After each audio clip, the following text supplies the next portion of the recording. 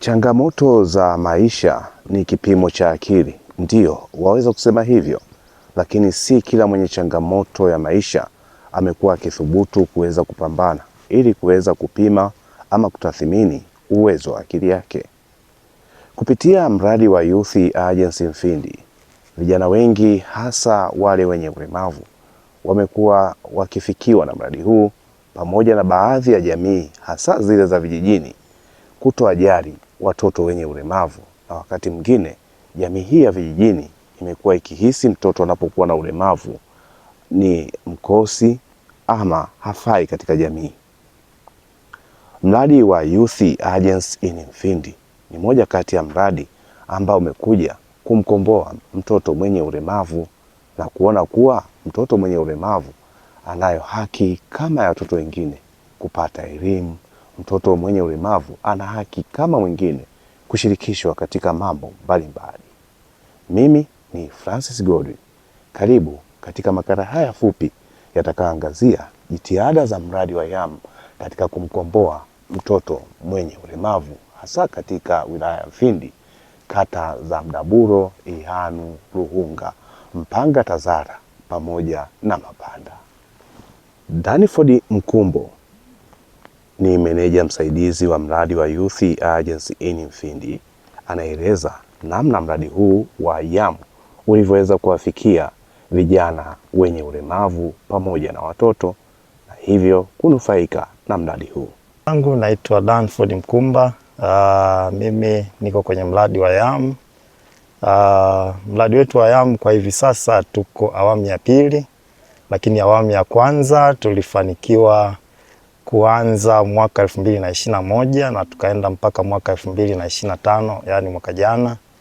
Na katika hiyo miaka mitano ya utekelezaji wa mradi tulifanikiwa kuwafikia watoto zaidi ya 130, lakini pia vijana zaidi ya 90.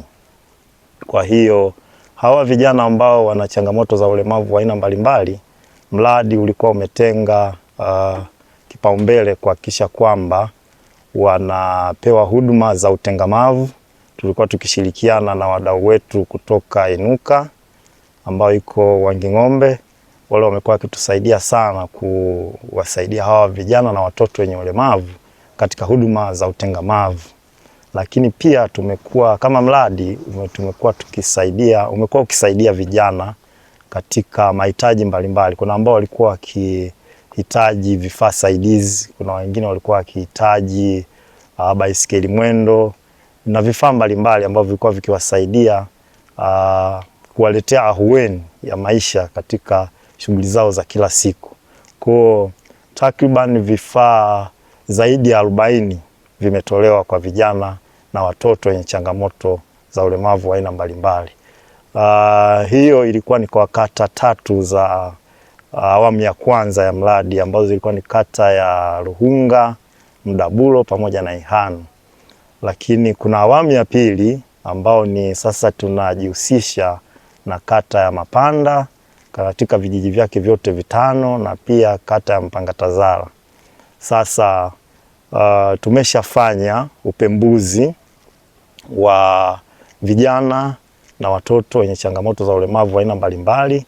Tumepata jumla ya watoto 108 ambao mradi utawafikia kwa hii miaka 4 ya utekelezaji kianzia mwaka 2026 mpaka 2029.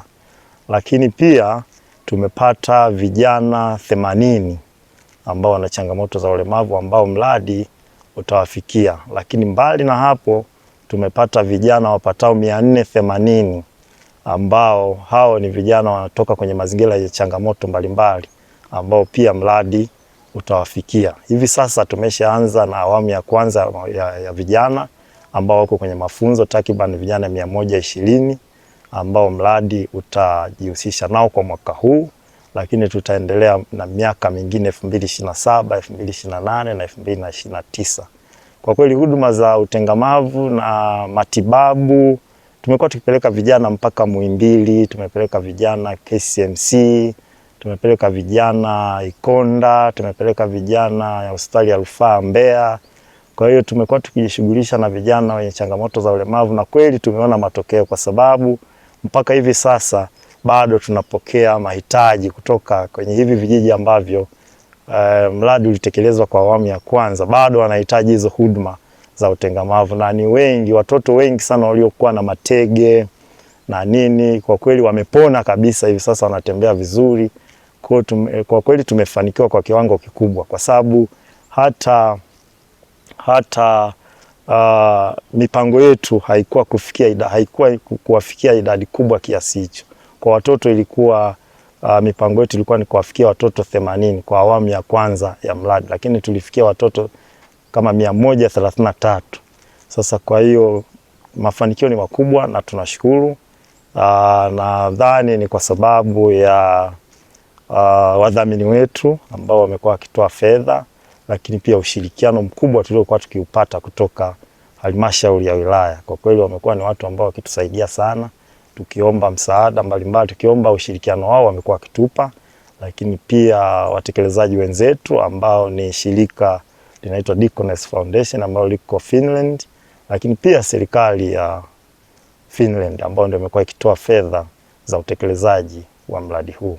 Lakini pia tumekuwa tukifanya kazi kwa ukaribu sana na bodi ya mradi ambayo imekuwa ikiongozwa na mwenyekiti wa bodi, lakini pia viongozi wa vijiji vyote, wenye viti na watendaji, kuanzia ngazi ya kata mpaka vijiji, wamekuwa wakitoa ushirikiano mkubwa sana. Lakini pia na wajumbe wetu ambao ni watekelezaji wa mradi maarufu kama VCPC, ambao tuna wajumbe 10 kila kijiji ambao tulikuwa tukishirikiana nao katika utekelezaji wa mradi. Kwa kweli mafanikio ni makubwa, na tunaamini kabisa awamu hii ya pili nayo itakuwa na mafanikio makubwa kama ilivyokuwa awamu ya kwanza. Huo ni mradi wa Youth Agents in Mfindi. Mara baada ya vijana hawa kuweza kutambuliwa na baada ya hapo kupatiwa mafunzo, nini ambacho mradi umekuwa ukiwawezesha vijana hawa? Mradi unawawezesha vijana katika nyanja nyingi. Kwanza tunatoa mafunzo. Tunaanza na mafunzo ya masuala ya saikolojia na afya ya akili, kwa sababu tunaamini kwamba hawa vijana wanatoka kwenye mazingira yenye changamoto mbalimbali. Kwa hiyo tunawaweka sawa kisaikolojia. Baada ya hapo tunakuja mafunzo ya masuala ya ujasiriamali. Tukitoka hapo tunakuja mafunzo ya masuala ya kilimo na ufugaji. Baada ya mafunzo sasa tunaamini kabisa vijana wanakuwa tayari na mtazamo chanya kuhusu maisha yao, lakini pia wanakuwa wako tayari kuweza kufanya shughuli mbalimbali katika maisha yao. Mradi pia umekuwa ukiwawezesha vijana kupata mafunzo ya ujuzi mbalimbali. Kijana akiwa kwenye mafunzo anapata fursa ya kuchagua fani ambayo anaipenda. Mwingine anaweza akachagua fani ya ushonaji, mwingine anaweza akachagua fani ya ufundi ujenzi, mwingine anaweza akachagua fani ya ufundi makenika. Kwa kisha chagua zile fani kila mtu, mradi unamwezesha yeye kupata zile fani. Kwa maana ya kwamba tunawaambia kwamba kama kuna watu wako kwenye maeneo ya vijiji vyao ambao wanaweza wakawafundisha hizo fani, basi mradi unawawezesha kuwalipia ada za mafunzo. Kwa vijana wamekuwa wakipata mafunzo ya ujuzi mbalimbali, na wengi wamekuwa wakipata hayo mafunzo wamekuwa na uwezo wa kujitegemea, au wengine wamekuwa na uwezo wa kupata ajira. Lakini pia mbali na hapo, mradi pia umekuwa ukiwawezesha vijana katika swala la kilimo na ufugaji. Kwa maana tunaamini hawa vijana wanatoka kwenye mazingira ambayo kilimo na ufugaji ni kitu ambacho kipo toka enzi za mababu na mababu. Kwa mradi umekuwa ukiwawezesha, kwa mfano mradi wa awamu ya kwanza ulikuwa ukiwapatia kila kijana nguruwe 2 pamoja na chakula cha kuanzia. Kwa vijana wengi walifanikiwa, japo kulikuwa kuna changamoto za magonjwa na nini, kuna nguruwe wengine walikuwa nakufa, lakini vijana wengi walifanikiwa kutunza wale nguruwe, wakazaa, wakapata fedha, wakapata mitaji kutokana na mauzo ya wale nguruwe, wakaanzisha biashara mbalimbali. Kwa mradi umekuwa ukijikita kuhakikisha kwamba vijana wanaboresha maisha yao. Hata hivyo, anatoa rai kwa jamii kuhakikisha kuwa haiwabagui watoto wenye ulemavu bali inawajali kama watoto wengine ili kuweza kupata haki zao za msingi ikiwemo elimu na masuala mengine katika jamii. Ni kweli, nitoe tu rai kwa jamii nzima. Tumekuwa tukijitahidi sana kutoa elimu kwa jamii kupitia matamasha mbalimbali. Tumekuwa tukifanya matamasha kila mwaka kuhakikisha kwamba tunatoa elimu kwa jamii, kuhakikisha kwamba jamii inauelewa kuhusiana na masuala ya ulemavu, kuhusiana na masuala ya ukatili wa kijinsia, kuhusiana na masuala ya ukimwi pamoja na ugonjwa wa ukimwi. Lakini pia tumekuwa tukijihusisha zaidi na kutoa elimu kwa walimu. Tumekuwa tukijihusisha kutoa elimu pia kwa wauguzi na madaktari, kuhakikisha kwamba wanawajali sana watu wenye ulemavu, kwa sababu tumewahi kwenda Neema Craft iko Iringa. Ile ni taasisi ambayo watu wote wanaofanya kazi pale ni watu wenye changamoto za ulemavu wa aina mbalimbali. Tulikuta kuna watu wako kwenye zile mashine, wanaoperate mashine, wanaendesha ile mitambo, lakini ni watu ambao hawawezi kuongea na wala hawasikii, wanatumia lugha za alama. Tulikuta wanafanya kazi kwa muda mrefu kuliko hata watu ambao ni wazima. Kwa hiyo unajikuta ni kwa sababu wao kwanza hawana muda wa kupiga story. Wao muda wote ni kazi. Kwa hiyo wanatumia muda mwingi kufanya kazi kuliko mtu ambaye ni hana changamoto hizo. Kwa hiyo unajikuta kwamba sisi binadamu wote ni sawa. Mtu kuwa mlemavu sio kwamba ndio hawezi kufanya chochote, hapana. Kuna vitu wanafanya kuzidi hata watu ambao hawana changamoto za ulemavu. Kwa hiyo ni rai yangu kwa jamii kwamba hawa watu tuwajumuishe kwenye mambo yetu ya kila siku. Utakuta utendaji wao wa kazi ni bora kuliko hata mtu ambaye hana ulemavu. Hata hivi mradi huu wa Youth Agency in Mfindi umekuwa ukifanya kazi na wadau mbalimbali, na hapa Bwana Danford Mkumba anataja wadau mbalimbali ambao wamefanikisha mradi huu. Kwa kweli nipende kuwashukuru wadau wetu ambao tumekuwa tukijishughulisha nao kwenye mradi, hasa nitazungumzia awamu iliyopita, lakini pia hata awamu hii pia wapo, tutaendelea kushirikiana nao. Wa kwanza kabisa nipende kuwashukuru watekelezaji wenzetu wa mradi ambao ni taasisi ya Deaconess Foundation ambayo iko Finland, lakini pia ni washukuru timu ya uwezeshaji kutoka ofisi ya mkurugenzi wa wilaya ya Mfindi.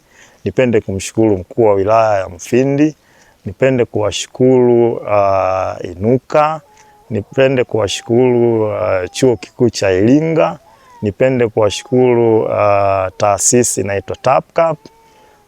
Nipende kuwashukuru viongozi wa vijiji, manake nikimaanisha watendaji na wenye viti wa vijiji. Nipende kuwashukuru wadau wetu ambao ni VCPC kutoka kila kijiji ambacho mradi umetekelezwa. Lakini pia kipekee nipende kuishukuru bodi ya mradi ambayo wao wamekuwa ndo washauri wakuu wa mradi, lakini pia ndo wasimamizi wakuu wa mradi ambao tunautekeleza. Hivyo pamoja na Danford Mkumba kueleza jitihada za mradi huu kuwasaidia watu wenye ulemavu na vijana wenye tunazungumza na Sifa Kimera. Huyu ni binti mwenye ulemavu wa ngozi almaarufu albino, ambaye alizalishwa na mwanaume na baadaye mwanaume huyo kumtelekeza na hivyo kuendelea kuishi yeye na mtoto wake akilea mtoto huyo kwa shida. Sifa ni miongoni mwa mabinti ambao wanapatiwa mafunzo katika mradi wa Youth Agency in Mfindi, na akiwa na mtoto wake katika mafunzo haya. Naitwa Sifa Kimera. Ninashukuru sana kwa mradi wa Young. Kwa hapa nilipofikia ninapata faida nyingi sana. Napata faida nyingi sana. Nashukuru sana kwa kutuwezesha, maana tulikuwa hatujui kinachoendelea. Asante sana kwa uwepo wenu, kwa kuhitaji watu kama sisi, tunashukuru. Hata hivyo Sifa anaeleza namna ambavyo analea mtoto wake.